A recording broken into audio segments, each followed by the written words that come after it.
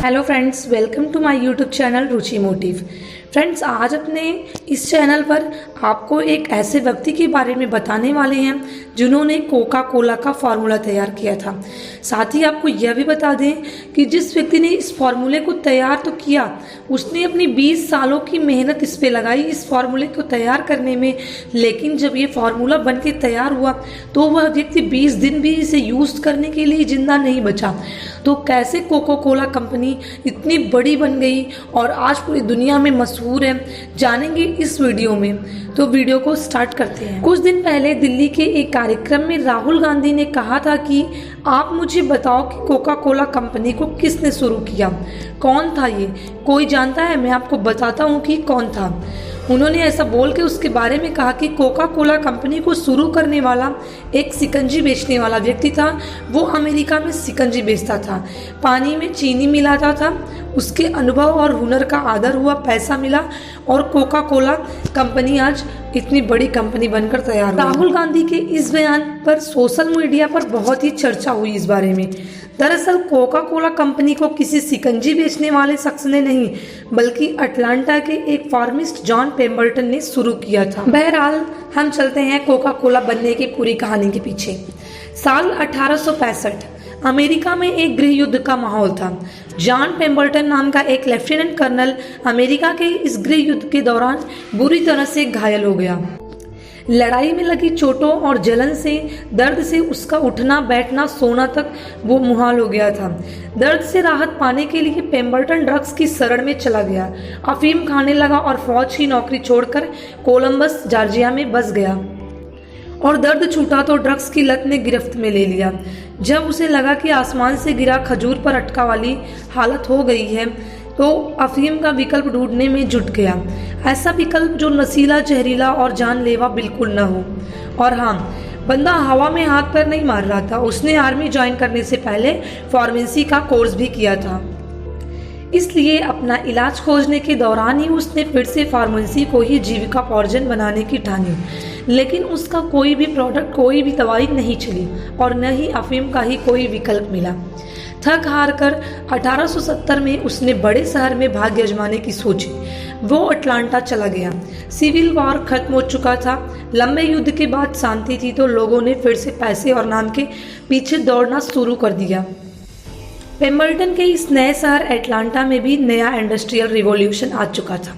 लेकिन ये सारा विकास, सारे अच्छे दिन, सारा फील गुड फैक्टर भी इस असफल फार्मासिस्ट और भुला दिए जा चुके लेफ्टिनेंट कर्नल के किसी काम ना आया। उसकी जिंदगी बेदर्द सी ही रह गई। तभी उसी दौरान पेम्बर्टन को एक और अमेरिकन मिला, फ्रैंक मेसन रॉबिन्सन। दोनों ने मिलकर एक कंपनी बनाई, पेम्बर्टन केमिकल कंपनी। दोनों पार्टनर हुए और साथ में दो और भी जुड़े। एक था डेविड, रॉबिन्सन का दोस्त था, और दूसरा था एड, वो पेम्बर्टन का दोस्त था। कंपनी में अब कुल 4 लोग। पेम्बर्टन कंपनी का R&D डिपार्टमेंट देखता और प्रैक्टिकल्स वगैरह करता था। रॉबिन्सन अकाउंट और मार्केटिंग देखने लगा। पेम्बर्टन के प्रयोगों को बेचने का जिम्मा रॉबिन्सन का ही होता था। पेम्बर्टन ने रॉबिन्सन को अपने उस पेय का आइडिया भी दिया था जो ड्रग्स का विकल्प हो सकता था और जिस पे वो सालों से काम कर रहा था, लेकिन कोई सफलता हाथ नहीं लग रही थी। और इधर उन्हें अपने दवाइयों के बिजनेस में भी कोई सफलता हाथ नहीं लग रही थी। इसलिए अंततः दवाई के बिजनेस को छोड़कर उन्होंने सर्विस सेक्टर में हाथ आजमाने की सोची। और उसी समय उन्होंने विचार बनाया कि हम सोडा फाउंटेन खोलेंगे। सोडा फाउंटेन एक कॉफ़ी शॉप तरीका होता था जहां लोग केवल सोडा पीने ही नहीं बल्कि बातचीत और सोशल होने के लिए भी जाते। सोडा फाउंटेन में कई तरह के सोडा फ्लेवर मिलते थे, जैसे नींबू फ्लेवर, स्ट्रॉबेरी, जिंजर, चॉकलेट आदि। लेकिन इस सारे फ्लेवर्स में कोका कोला कहीं नहीं था, क्योंकि अगर वो होता तो ये इतनी बड़ी कहानी नहीं बनती। बहरहाल उस वक्त औरतें बार वगैरह में नहीं जाया करती थी और ना ही उन्हें जाने दिया जाता था। इसलिए ये सोडा फाउंटेन उनके लिए एक एस्केप रूट तरीका बना हुआ था। 1885 में अटलांटा ने अपने सारे बार बंद करने की ठान ली। ये सोने पे सुहागा की बात हो गई। पेम्बर्टन को लगा कि कोई नया ही टेस्ट विकसित किया जाए जो पिछले सारे फ्लेवर्स से अलग और बढ़िया हो। वो जॉर्जिया में अपने घर के बेसमेंट में प्रयोग करने में लग गया। महीनों तक चले प्रयोग में से जो भी निष्कर्ष निकल रहे थे वो जैकब फार्मेसी के सोडा फाउंटेन में भेज दिया ताकि वहां आने वाले ग्राहक इसके स्वाद की समीक्षा कर सके। 8 मई 1886 को उसे लगा कि उसने सही फार्मूला खोज लिया है। पेम्बर्टन ने किसी नए तरीके के या नए फ्लेवर के कोला की खोज नहीं की थी। पेम्बर्टन ने कोला की खोज की थी क्योंकि उसके पहले कोला जैसी कोई चीज या कोई पेय पदार्थ नहीं था। प्रोडक्ट पूरी तरह से बन चुका था, मार्केट भी तैयार था, ब्रांडिंग करना और पैसे कमाना बाकी था। यानी अब रॉबिन्सन की बारी थी। उसने प्रोडक्ट का नाम कोका कोला रखने की ठानी। कोका इसलिए कि इसमें कोका प्लांट के पत्ते प्रयुक्त होते थे और कोला इसलिए क्योंकि इसमें कोला नट्स एक तरह का बादाम प्रयुक्त होता था।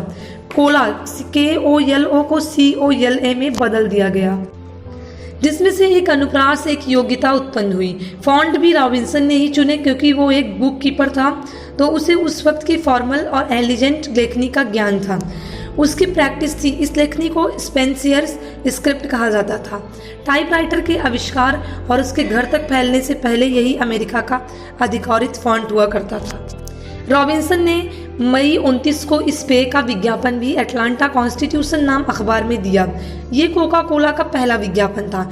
इस पेय को तब तक बोतलों में बंद करके या कैन में नहीं बेचा जाता था क्योंकि तब ऐसी पैकिंग की कोई भी व्यवस्था नहीं थी। अटलांटा के सोडा फाउंटेन में इसे हर एक ग्राहक के लिए तुरंत तैयार किया गया था। कोला सिरप में पहले बर्फ मिलाई जाए और फिर सोडा, फिर उसे हिलाकर ग्राहकों को दिए जाने का प्लान बना। इधर पेम्बर्टन को युद्ध में मिले जख्म और घाव फिर उभरने लगे थे।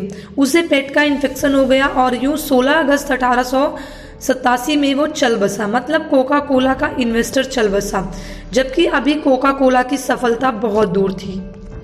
और अपने जीते जी पेम्बर्टन ने एक 21 साल के जॉब एप्लीकेंट को ठुकराया था। नाम था आशा ग्रिल कैंडलर।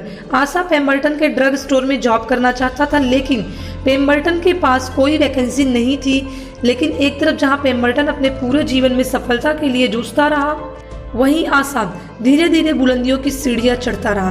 पेम्बर्टन की मौत और आशा की अमीरी हो चुकने के बाद रॉबिन्सन और आशा की बिजनेस मीट हुई। रॉबिन्सन चाहता था कि धनवान आशा कोका कोला का पेटेंट खरीद ले, लेकिन आशा इसे क्यों ही खरीदता। एक तो कोक रॉबिन्सन के लिए घाटे का सौदा थी और दूसरा आशा के पास वेडिंग मशीन और सारे आवश्यक इक्विपमेंट्स नहीं थे जो कोका कोला बनाने के लिए जरूरी थे। लेकिन संयोगवश ये सब एक दिन बदल गया। एक दिन आशा ने संयोग से कोका कोला को टेस्ट कर लिया। बस इसके बाद कोका कोला को आशा ग्रिक्स कैंडलर ने खरीद लिया। 1892 में दी कोका कोला कंपनी खोली और इसके बाद ओके के बाद सबसे ज़्यादा बोले जाने वाले शब्द कोका कोला, पानी के बाद सबसे ज़्यादा पिए जाने वाला ड्रिंक कोका कोला की सफलता की कहानी शुरू हो गई। और आज शायद आप देख रहे हैं कोका कोला धीरे धीरे बुलंदियों की सीढ़ियों पर चढ़ता चला जा रहा है। लेकिन इन सभी बातों की जानकारी किसी को भी नहीं हुई कि पेम्बर्टन ने इस प्रोडक्ट को तैयार किया था। जब रॉबिन्सन ने इस फार्मूले को उसको आशा को बेचा तो उन्हीं पैसों से उसने पेम्बर्टन की एक स्टैचू बनवाई जिस पे उसने नाम दिया कि इस कोका कोला फार्मूले को बनाने का अधिकार केवल इसी के पास था, इसी ने बनाया था। लेकिन फार्मूला बनने के 20 दिन तक भी यह जीवित नहीं रह सका था कि यह फार्मूला बनने के बाद 20 दिन जीवित रह जाए और यह देख सके कि कोका कोला की सफलता क्या है, उसकी 20 सालों की मेहनत ने कैसा रंग लाया है। तो फ्रेंड्स, आज के इस वीडियो में हमने आपको बताया कि कोका कोला को फार्मूले को तैयार करने वाले जॉन पेम्बर्टन ने किस तरह से कड़ी सब मेहनत की थी, लेकिन वो अपने कोका कोला की सफलता को अपने आंखों से नहीं देख सका। फ्रेंड्स, आज का अगर ये हमारा वीडियो आपको अच्छा लगा हो तो प्लीज़ चैनल को सब्सक्राइब करना ना भूलें और नीचे दिए गए बेल आइकन को ज़रूर प्रेस कर लें, जिससे हमारे किसी भी लेटेस्ट वीडियो की नोटिफिकेशन आपके पास सबसे पहले पहुँचे। जल्दी हाजिर होते हैं एक लेटेस्ट टॉपिक के साथ। तब तक के लिए जय हिंद, वंदे मातरम।